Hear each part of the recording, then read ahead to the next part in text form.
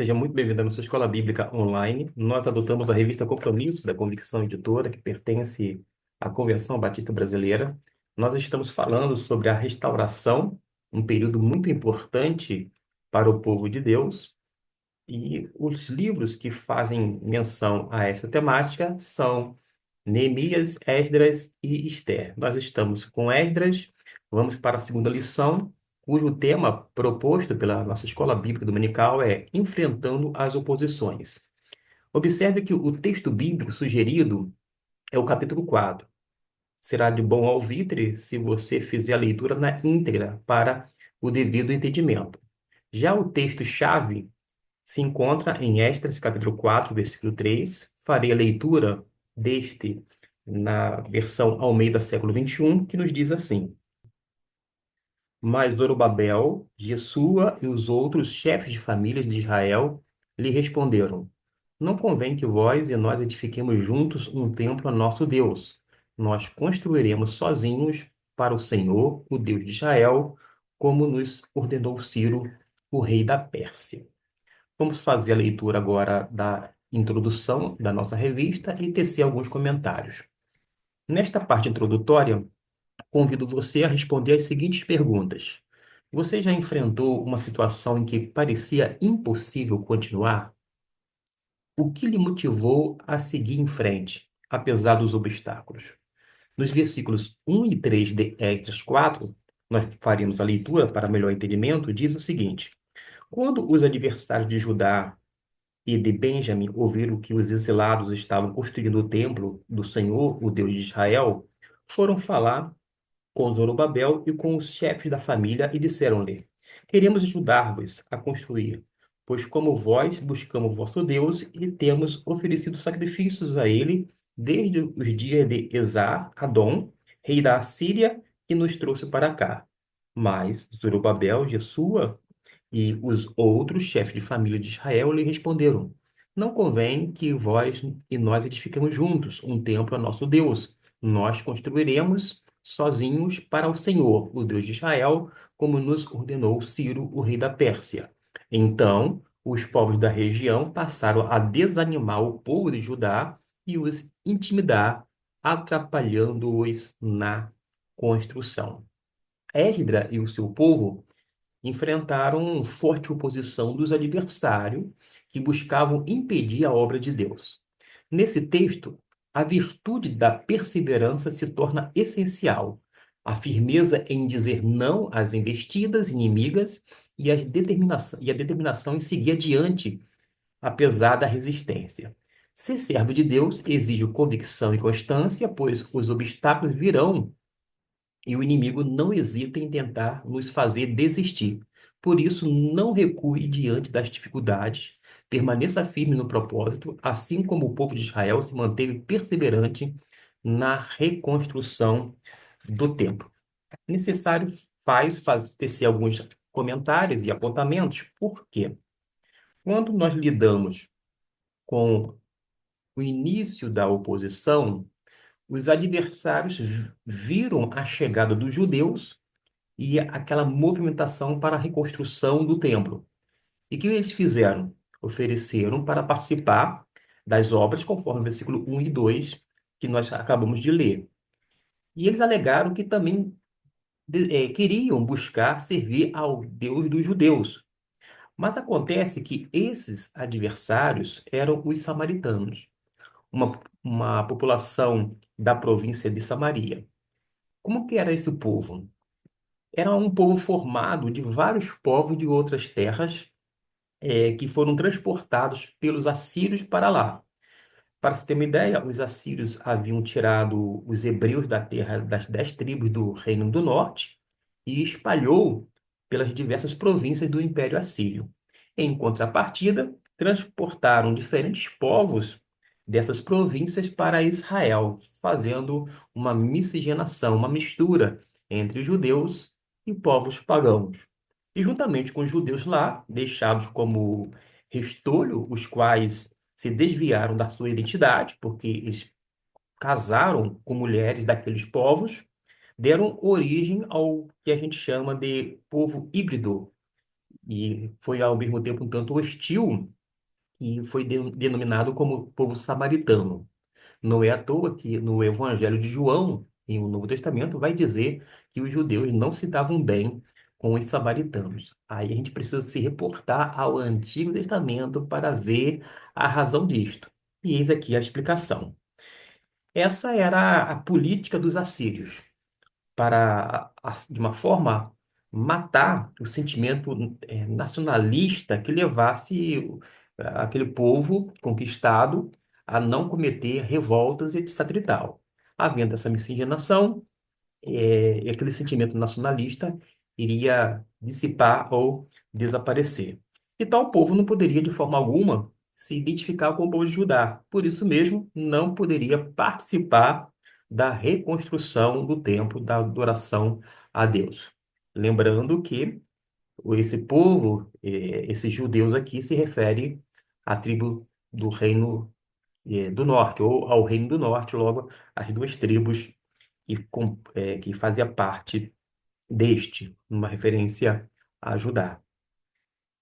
O que a gente compreende aqui é que Deus, primeiramente, criara, a partir de Abraão, um povo para ser santo, por meio dele cumprir o seu propósito de mandar ao mundo o Messias Salvador, porque desde a eternidade, Deus já intencionou enviar Cristo Jesus para salvar toda a humanidade, não apenas os judeus, mas primeiramente os judeus, logo todas as demais pessoas existentes na face da terra. Mas acontece que não poderia o povo santo, o povo de Deus, se misturar com outros povos, porque eram adoradores de falsos deuses, eram idólatras. E essa miscigenação é mencionada justamente no capítulo 4, versículo 2, mas também no versículo de número 9. Vou fazer a leitura para que você venha se situar. O comandante Reum, o secretário Sinzai e os seus companheiros, os juízes, os governadores, os oficiais, os persas, os homens de Ereque da Babilônia e os elamitas de Susã. Se você analisar bem nesse versículo 9, naturalmente lendo todo o texto, numa referência ao capítulo 4, vai notar que havia uma relação de povos que foram misturados em Samaria. Então aqui tem até uma relação deles. Por isso, quando os samaritanos procuraram Zorobabel e se ofereceram para ajudar na construção, Zorobabel e os líderes do povo prontamente rejeitaram o oferecimento. Isto se encontra no versículo 3. Essa atitude de exclusivismo tem sido severamente criticada, porque alguns vão alegar que não precisava rejeitar a mão de obra dos samaritanos, afinal de contas, queria participar da reconstrução, algo feito para Deus.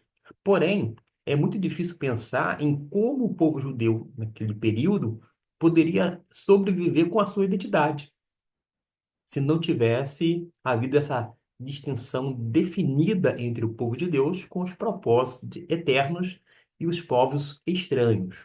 Ou seja, fez necessária realmente tal coisa. Agora, os samaritanos, eles pretendiam uma espécie de ecumenismo. Eles fariam alianças com os judeus, iam se envolver em seus sacrifícios, cultuando juntos, e esta, sem dúvida alguma, seria uma estratégia do inimigo e porque existe até os dias de hoje, e vai se expressar nos esforços que muitos desenvolvem no sentido de fundir todas as religiões em uma só, ou pelo menos de harmonizar todas as religiões.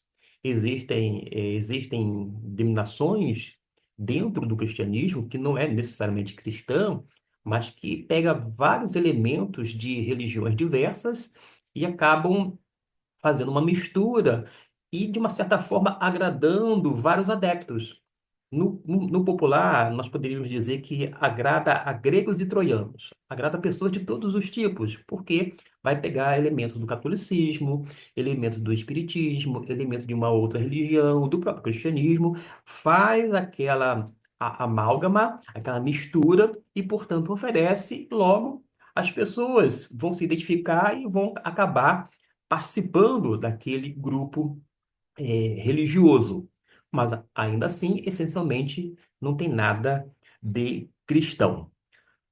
Quando a gente pensa nessa questão dos cultos chamados ecumênicos, eu sei que pode haver um diálogo respeitoso entre as pessoas de outras religiões. Agora, o chamado ecumenismo, quando há aquela junção, realmente é um tanto complicado.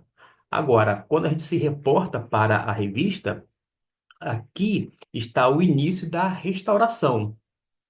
A semente do ecumenismo, vou dizer assim, foi rejeitada por Zorobabel e pelos líderes do povo de Judá que tinha sido repatriado. Foi uma atitude correta, coerente, e se fosse hoje, alguns provavelmente para fazer uma política da boa vizinhança, começar a flertar com um e com o outro, ter uma certa projeção na sociedade, eu poderia dizer assim, não, não tem nada a ver. Já que é obra de Deus, não faz nenhum mal eles participarem. Mas aqui tem essa questão relacionada à identidade do povo de Israel.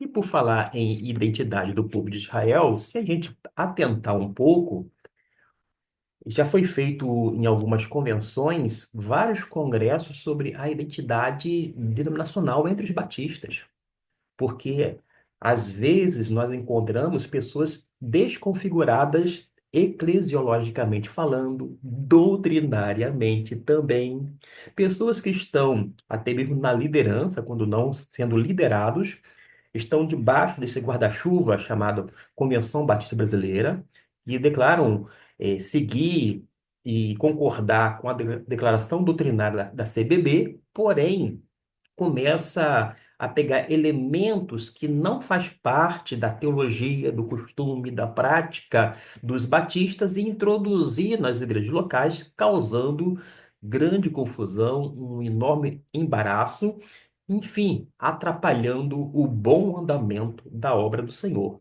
ainda que estes façam em nome de Deus. Então a gente precisa até mesmo pensar com bastante cuidado nesse sentido. Vamos prosseguir, finalizando essa introdução, porque a oposição pode ser intensa, mas a vitória pertence aos que persistem na fidelidade e não abandonam sua missão. Um dos pastores que eu tenho, que eu tinha, porque já é de saudosa memória, muita estima, muita admiração, era o pastor Isaltino Gomes Coelho Filho. Eu tive o privilégio de receber aulas da parte dele, ler inúmeros livros das dezenas que ele publicou, de acompanhar em congressos, conferências, retiro de pastores, etc. e tal.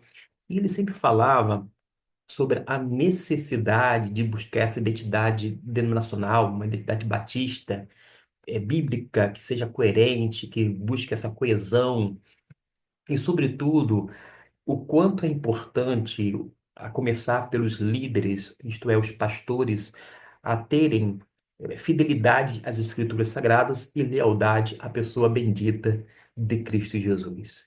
Como pessoas do naipe do Isaltino Gomes Coelho Filho, faz falta a nossa denominação.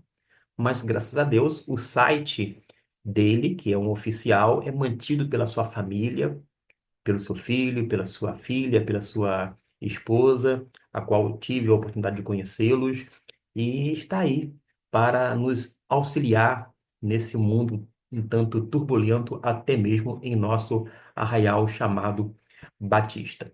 Vamos aqui para o primeiro tópico, que é sobre a estratégia de ataque dos adversários.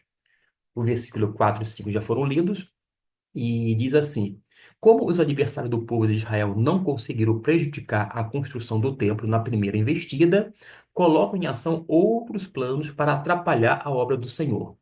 Semelhantes aos judeus, nós também enfrentaremos problemas quando decidimos cumprir a vontade de Deus. Veja o que aconteceu a José, Sadraque, vai dando vários exemplos, Mesaque, Abednego, Daniel, Paulo. Todos eles vivenciaram algo em comum, enfrentaram dificuldades por decidirem servir a Deus com integridade.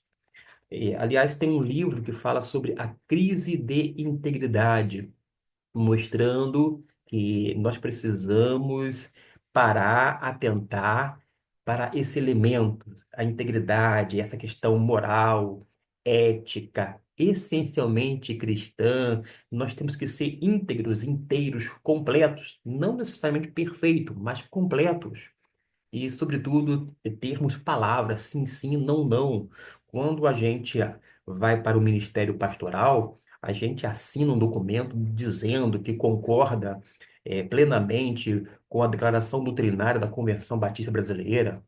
Caso haja uma discordância, eh, no futuro, a gente alega que a gente deixaria o Ministério Batista sem causar nenhum embaraço, nenhuma divisão na igreja local, etc e tal, mas infelizmente as pessoas, mesmo diante de testemunhas e sobretudo diante de Deus, assumem compromissos, mesmo assinando, elas não cumprem. Existem igrejas batistas que não seguem a declaração doutrinária da Convenção Batista Brasileira. E alguém pode se perguntar, eu digo perguntar, mas o que é esse documento? Bom, é um documento de fé, muito bem redigido, que todas as igrejas, de uma forma livre, elas pedem filiação à Convenção Batista Brasileira, ninguém as obriga a fazer parte da CBB, mas quando elas pedem a filiação, elas vão se submeter, vão alegar, entendendo que a declaração doutrinária é um fiel padrão em termos de interpretação e é um documento não normativo, porque normativo somente a Bíblia Sagrada, ok? Mas é um documento indicativo, indica o que nós cremos. Quer ver um exemplo? Na nossa declaração doutrinária, da CBB, em relação à questão eleição e predestinação, em hipótese alguma, dá margem para o chamado calvinismo, tampouco para aquele entendimento do arminianismo, ou seja, que são, digamos, dois extremos. Existe uma posição a qual nós chamamos de moderada, está no centro, e, portanto, nós não podemos dizer que nós somos de Armínio, nós somos de Calvino, etc. e tal. Há uma posição bíblica muito bem centrada, moderada, de modo que, ainda assim, pessoas, às vezes, têm um posicionamento doutrinário no tocante a este assunto. Ele diz acatar a declaração doutrinária, mas depois que ele assume uma igreja local, aí sim ele coloca e começa a ensinar algo contrário daquilo que aquele documento, que é a declaração doutrinária, indica o que nós cremos. De modo que, se eu, Gustavo, fosse um pastor reformado, eu particularmente ia buscar igrejas reformadas, igrejas batistas reformadas. Se eu tivesse, como eu já morei em outro estado da federação, um outro entendimento, eu ia procurar outros grupos batistas. Temos batistas regulares, batistas independentes, batistas bíblicos, até mesmo batistas nacionais, que surgiram de um racha da, na Convenção Batista Brasileira há muitos anos, décadas atrás. Enfim, eu ia procurar realmente me adequar e não causar nenhuma dificuldade, nenhum embaraço naquele arraial até então existente. Mas nem todas as pessoas agem desta maneira, infelizmente. Todos eles, numa alusão a esses personagens, evidenciaram, como eu disse, algo em comum, que enfrentaram lutas, dificuldades, decidiram servir a Deus de uma forma completa, íntegra. O discurso de que, ao servir a Cristo, não enfrentaremos dificuldades, não é bíblico. Ou seja, Jesus nunca ofereceu um mar de rosas.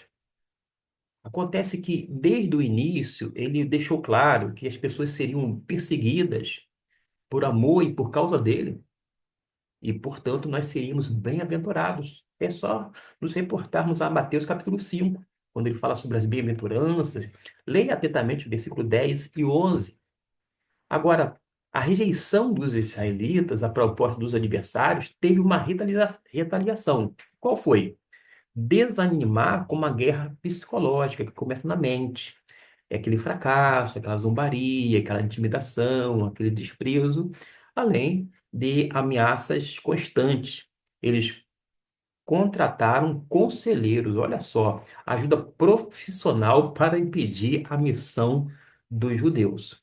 Eles se articularam, se organizaram, ficaram ali em torno daquela ação, o intuito de realmente cumprir esse propósito de literalmente atrapalhar e ainda mais impedir a obra de Deus. Os adversários da vida cristã investirão tudo para que a igreja desanime e se aparte dos planos de Deus.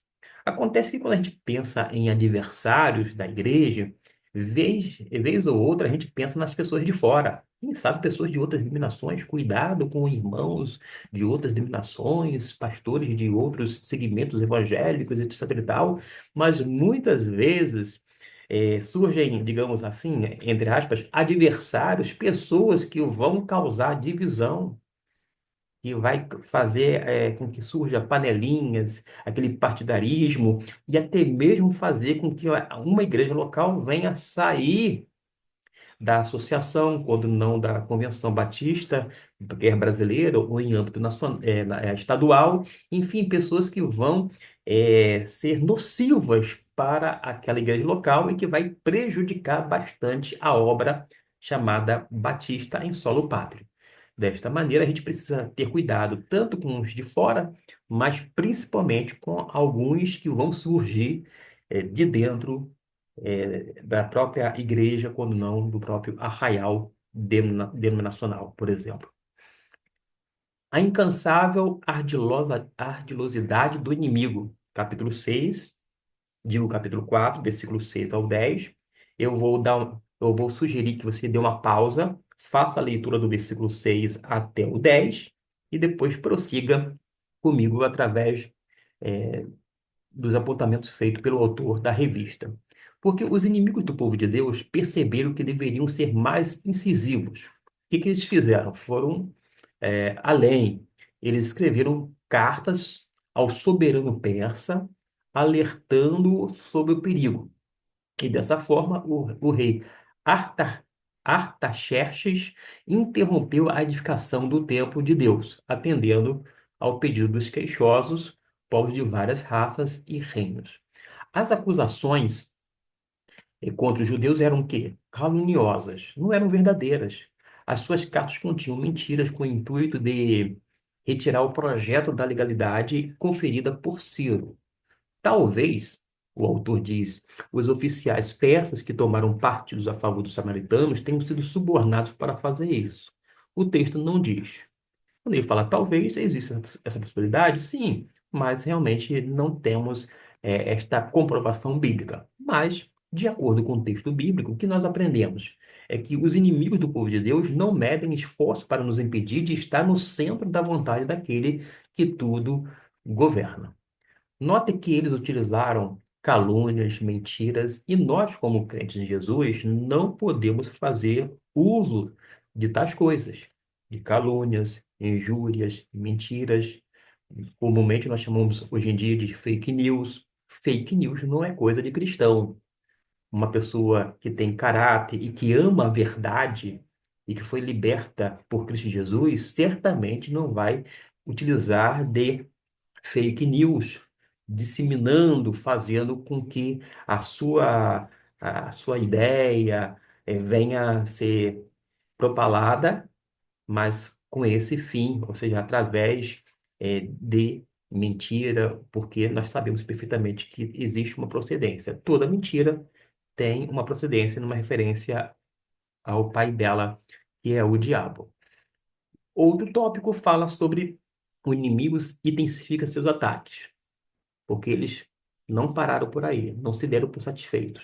Cada vez eles usavam uma estratégia, agiam de uma maneira, sempre para não apenas atrapalhar, mas para paralisar, impedir com que houvesse a reconstrução. O versículo 11 até o 16 precisa ser lido, caso ainda não foi, para que a gente venha compreender melhor.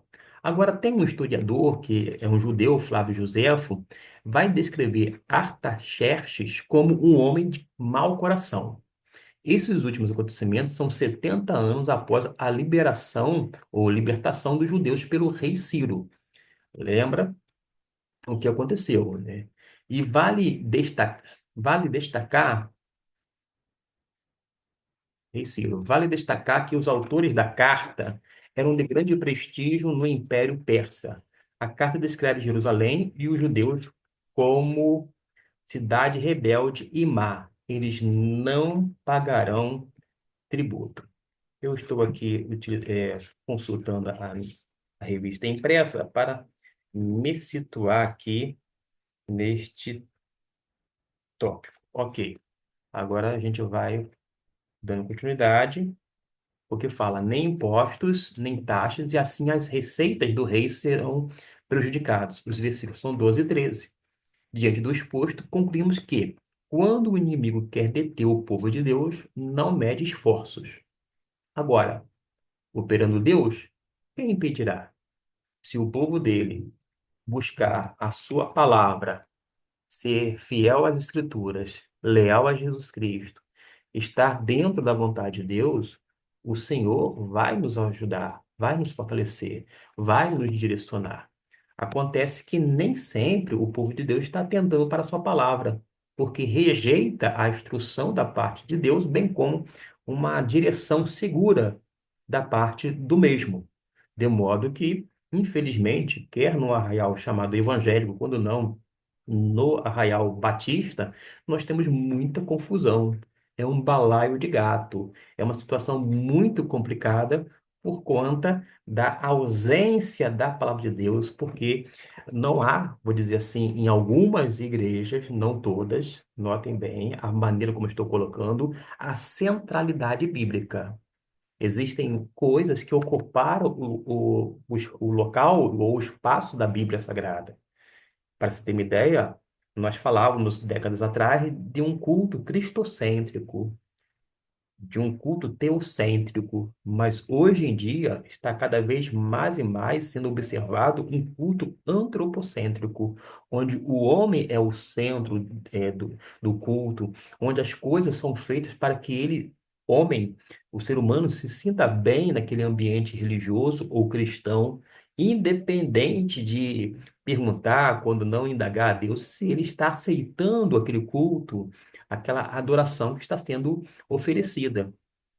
Então a gente precisa, sem dúvida alguma, parar, meditar e entender que realmente o inimigo não pode deter o povo de Deus, ele não vai medir esforços, é verdade, mas a gente não pode também, com as nossas atitudes, atrapalhar a obra do Senhor.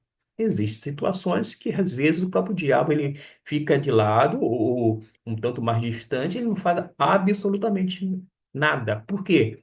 Ele vê crentes se digladiando, lutando, combatendo entre si. É o chamado fogo amigo que, infelizmente, ocorre costumeiramente no nosso meio. As pessoas, às vezes, veem outras como adversários, como inimigos, não conseguem enxergar esse laço fraterno, porque todos nós, biblicamente falando, somos um em Cristo Jesus. E do ponto de vista das escrituras, o autor da revista vai apresentar duas razões pelas quais os israelitas recusaram a ajuda dos adversários. Qual é a primeira razão? Bom, aqui ele vai para o texto de Mateus, capítulo 6, versículo 24, não poder servir a dois senhores, mas a expressão agora, que somos fiéis ao palácio, no versículo 14, na parte A, diz assim: agora, visto que somos fiéis ao palácio, não nos convém ver a desonra do rei. Estamos enviando este aviso ao rei. 4:14 de Esdras. Descreve o quê? A dependência dos aliados do rei, que são alimentados e fortalecidos pelo sistema em vigor na época de Artaxerxes. A segunda razão é a destruição, porque a destruição era certa para os que não se arrependem.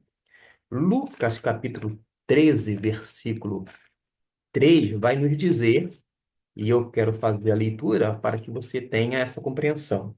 13:3 nos diz: eu vos digo que, não, antes se não vos arrependerdes, todos vós também perecereis. mostrando no capítulo 13 de Lucas que o arrependimento é necessário. É bom que se diga que, desde o Antigo Testamento, Deus não tem prazer na morte do ímpio. Hoje em dia, nós podemos atentar para o Novo Testamento e entender que Deus deseja a salvação de todos os homens. Agora, a igreja tem que entrar fazendo a sua parte, anunciando o evangelho, testemunhando, etc e tal. A carta descrevia que a rebeldia e a malvadeza tinham destruído Jerusalém, mas contra quem? Contra o Senhor seu Deus, por isso vieram a destruição, o cativeiro. Buscando nos registros, o rei viu aquele povo que já fora grande, mas não sabia que tinha sido deportado para a Babilônia por ser rebelde e praticar o que é mal aos olhos do Senhor seu Deus. E vai fazer menção a Jeremias capítulo 15, versículo 2. Como nós estamos no âmbito da escola bíblica dominical, nós vamos fazer a leitura desse texto indicado, Jeremias 15, 2. Porque não é revista, escola revista dominical, e sim bíblica. Eis a razão, então, de fazermos a leitura. E fala assim a palavra do Senhor. E quando te perguntarem, para onde iremos? Tu lhes dirá, assim diz o Senhor, os destinados à morte irão para a morte, os destinados à espada, para a espada, os destinados à fome, para a fome, e os destinados ao cativeiro, para ao cativeiro. Ou seja, fazia já alusão ao cativeiro babilônico. E Jeremias vai ser usado como boca de Deus para falar justamente que eles permaneceriam 70 anos na Babilônia, aquela população iria, mas não voltaria, senão os seus descendentes. Vamos para o outro tópico, que é justamente o último, quando o inimigo ataca com força. Aí a gente precisa ler os versículos 17 e 24, você fará a leitura, se não fez, vai dar pausa, e nós vamos continuar daqui a pouquinho. Feito a leitura, o rei acatou o pedido dos opositores dos judeus. Os inimigos do povo de Deus perceberam quão ameaçador é um povo que serve ao Senhor com inteireza de coração. Nos versículos 19 e 20, o próprio rei vai admitir que o povo judeu, além de forte, pudesse ter líderes tão extraordinários que os conduziriam a vitórias e esplendor. Vale a pena agora ler, aqui sem dúvida alguma, versículos 19 e 20, que diz assim: Ó Senhor, minha força e fortaleza, meu refúgio. Digo, eu vou fazer a leitura de Esdras, eu estava aqui em Jeremias. Eu acabei me empolgando e não prestando a atenção que eu já estava no outro livro e não tinha retornado. Agora sim, vamos fazer em Esdras 4, 19 e 20. Ordenei que se fizesse uma busca e descobriu-se que desde os tempos antigos essa cidade tem se levantado contra os reis e que ela tem sido lugar de rebeliões e revoltas. Jerusalém teve reis poderosos que dominaram todo o território a oeste do Eufrates e a eles se pagavam tributos, impostos e taxas. Ou seja, o próprio rei vai admitir tais coisas. E as ordens do rei foram claras, versículo 21 e 22. Ordenai a esses homens que parem a obra e que essa cidade não seja reconstruída enquanto eu não ordenar. Cuidado para não ser negligente nisso, que não haja prejuízo nos interesses do rei. Os inimigos, o autor da revista vai dizer que da vida cristã sabe quão poderosa é a igreja comprometida com a missão e os propósitos divinos e que um povo forte e valente é edificado no altar da submissão e obediência ao Senhor nosso Deus. Vez ou outra eu escutava no período da minha adolescência as pessoas dizerem o seguinte no contexto religioso: família forte, igreja forte. Família fraca, igreja fraca. A pergunta é: como igreja, como instituição, quer local, estamos investindo nos relacionamentos familiares? Os cônjuges têm investido no seu relacionamento? Temos feito investimentos na vida dos nossos filhos e filhas, porque se nós formos uma família dividida, entre aspas, fraca, debilitada, a igreja também será. Agora, se nós tivermos uma família estruturada, fundamentada na palavra de Deus, cujo alicerce seja realmente o altar da graça divina, certamente nós seremos bênçãos na igreja local, assim como nós seremos no nosso lar, primeiramente. Uma coisa que eu sempre penso seriamente, até como pastor, em abril eu faço mais um ano de ministério pastoral batista, é que sempre me acompanha essa frase, que o sucesso ministerial não compensa o fracasso familiar. Infelizmente, há pessoas que são, entre aspas, bem-sucedidas ministerialmente, na associação, convenção, no meio batista, ou quando não evangélico, mas que é um fiasco nesse quesito familiar. O ideal é que não chegasse a esse ponto. Eu, particularmente, não desejo, não vibro, não me alegro quando vejo uma família destruída, quando vejo separação, quando vejo divórcio, quando vejo brigas, quando vejo desentendimentos. Porém, é uma constatação. Mas nós precisamos, como pregadores, enfatizar todo o conselho da parte de Deus, inclusive mostrando que o casamento é até que a morte separe, que deve haver companheirismo, que deve haver reciprocidade, que deve haver, enfim, amor, cuidado. E o amor tudo suporta. O amor não é algo descartável, que vai se dissolver, não. O amor tudo suporte, tudo pode, tudo crê. Que amor é esse que nós às vezes falamos que tem, que de repente achamos que estamos morrendo de amores no popular, daqui a pouco fala que o amor se esvaiu, que não existe mais amor.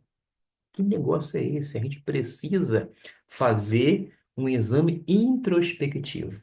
Antes mesmo de ficar olhando para A ou B, a gente precisa fazer esse exame, analisar realmente o nosso coração, mas entendendo que é importante submetermos, sim, a Deus, ser obediente ao Senhor, mas também sermos submissos aos nossos guias espirituais, estarmos debaixo da liderança do povo de Deus, acatando as suas orientações para o bom andamento da obra do Senhor. De acordo com Esdras 4, 23 e 24, quando a carta real foi lida perante as autoridades locais, elas saíram apressadamente para deter a obra do Senhor Deus com extrema truculência, estava usando a violência. E assim, o que aconteceu? Paralisaram a reconstrução por aproximadamente 9 anos. 9 anos. A obra não era de Deus? Sim, mas houve essa paralisação. Às vezes acontece alguma coisa conosco, uma porta se fecha aqui, acontece uma situação um tanto tênue, muito delicada, mais adiante, e as pessoas acham que isso não deveria acontecer, afinal de contas, Deus é do impossível, é isso, aquilo, outro, faz, acontece, mas a gente observa que aqui teve que esperar 9 anos para que houvesse a reconstrução. A gente precisa refletir sobre essas ocorrências que dão algumas lições imprescindíveis para a igreja. Porque nós vamos enfrentar muitas lutas, muitas dificuldades, perseguições, e se nós não, assim, é, isso a gente vai enfrentar se não negligenciarmos nosso compromisso com o Senhor. Os ataques vão se intensificar quando o povo de Deus decidir não fazer concessões, e eles não fizeram concessões. Eles poderiam, de repente, permitir desde o início que os samaritanos fizessem parte da reconstrução, mas não era isso o propósito de Deus. E eles pagaram um preço foi alto. E o preço será alto em não renunciar os princípios inegociáveis, mas vale a pena. Aqui está a citação de Mateus capítulo 5, versículo 11 e 12. De modo que as doutrinas bíblicas são inegociáveis. Nós não podemos abrir mão da doutrina que nós recebemos das pessoas e as quais nós temos o privilégio e, ao mesmo tempo, a responsabilidade de passarmos adiante. Mas tem um outro item que é o inimigo que não desiste de atacar. Ele nunca vai parar de atacar. Como o plano de se infiltrar, se misturar, desanimar e pressionar não deu certo, eles recorreram ao rei. Eles não desistem, eles não se cansam em fazer o mal.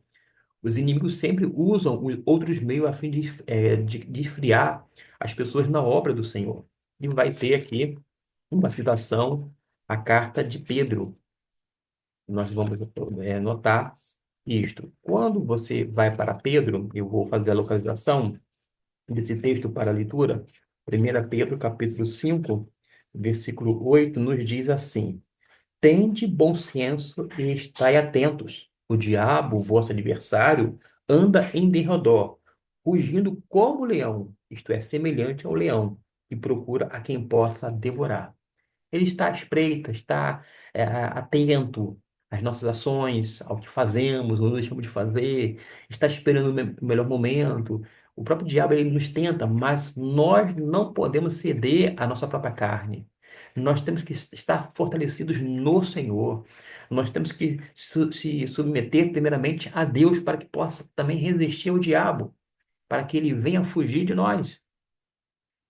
Então, a gente não pode criar uma espécie de, entre aspas, diabão, o diabo como se fosse o todo-poderoso, e Jesus é um Jesusinho bem pequenininho que fica ali de uma forma muito tênue. Não, como se fosse uma pessoa, como se agisse de uma forma como um bonachão, um panaca, fica ali só observando e não faz absolutamente nada. Não, Jesus é Deus. Quando a gente vai para a Bíblia, até as pessoas endemoniadas, os demônios tinham controlado a mente daquelas pessoas. Quando viam Jesus, as pessoas endemoniadas reconheciam quem Jesus era, reconheciam a autoridade e se colocavam de joelhos. De modo que nós precisamos compreender que a nossa luta, meus irmãos, não é contra a carne ou o sangue. A nossa luta não é contra o diabo. A gente não luta contra o diabo, a gente resiste ao diabo porque a gente, antes de tudo, está se submetendo-se a Deus e ele foge da gente. A gente precisa entender que a nossa luta começa principalmente aqui na nossa mente. E tem pessoas que já começam de uma forma derrotada. Ah, eu não consigo, eu não posso, é isso, aquilo, outro. Começa a colocar um monte de dificuldades. Ele não sabe quem de fato Deus é. E maior é quem está em nós, numa referência ao Espírito Santo, do que quem está no mundo agindo. Mas nós sabemos que nós temos que terminar, é verdade, que o inimigo não brinca de ser inimigo. Ele não medirá esforços com mentiras, calúnias, fofocas e maledicência para que o povo de Deus não faça o que tem que ser feito. Quando pensar em desistir, lembre-se, quem estará satisfeito com minha existência? Mas o meu justo viverá da fé. Se recuar, a minha alma não se agradará nele.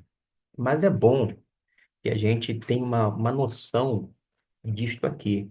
Por causa de quê? Esse texto de Hebreus, capítulo 10, versículo 38, não termina assim. Mas o meu justo viverá da fé. Se recuar, a minha alma não se agradará dele. Uma fé não se agradará do Senhor. Termina assim? Nananina, não. Quando eu bati o olho agora, eu lembrei que há uma continuação. Fiz a localização enquanto estava falando com você, meu irmão, minha irmã, e diz no versículo 39: Nós, porém, não somos dos que recuam para a destruição, mas sim dos que creem para a preservação da vida. É isso que a gente precisa enfatizar. Por mais que o autor frisou somente o versículo 38, mas há uma continuação. E nós não somos daqueles que recuam para a destruição. Não é à toa que os batistas ensinam que não se perde a salvação e que os verdadeiros salvos, eles perseveram na fé. Porque o texto diz isso. É para os que creem, para a preservação da vida. Lembrando também que o Espírito Santo é o penhor, é a garantia da nossa redenção. E o Espírito Santo não nos deixa nunca. Ele jamais atua como um ioiô, que vai, aquele brinquedo que vai e volta. Pelo contrário, ele habita permanentemente em nossa vida. Não se pode parar algo que está conduzindo. A Bíblia diz: agindo eu, quem impedirá? As expressões assim a obra do tempo de Deus foi suspensa e ficou interrompida até o segundo ano do reinado de Dario, rei da Pérsia, e até o reinado. Aqui nós temos as referências bíblicas, mostram que a obra ficou parada até aquele momento. Portanto, toda a força do inferno não pode arruinar o que o Senhor planejou. Ele faz agora uma aplicação para a igreja. A igreja tem uma missão. Ninguém poderá deter a igreja do Senhor, pois ele mesmo prometeu. Mateus 28, 19 e 20. É interessante que a Mateus 28, 19 e 20 está condicionando ao fato de estar conosco todos os dias até a consumação dos séculos, dentro daquela perspectiva da grande comissão. Uma igreja que realmente faz jus ao nome de igreja e à pessoa de Cristo Jesus, ao Senhor dela. Vamos então para a nossa conclusão, mesmo diante da oposição, o propósito de Deus prevalece. A resistência pode ser intensa e os obstáculos podem parecer indisponíveis, mas quem permanece fiel nunca será derrotado. Persevere, confie, siga firme, assim como os judeus continuaram apesar das barreiras. A oposição pode tentar interromper o plano divino, mas a perseverança sempre vence. Mesmo diante de desafios e intimidações, mantenha-se perseverante, pois o tempo da restauração chegará. Aqui temos os nossos exercícios, vou deixar aqui, vou projetar para que você possa fazer essa atividade. É importante para a verificação da sua aprendizagem. Aqui tenho a escolha do desafio, a estratégia da superação e uma reflexão diária. E, por fim, a conclusão e o compartilhamento.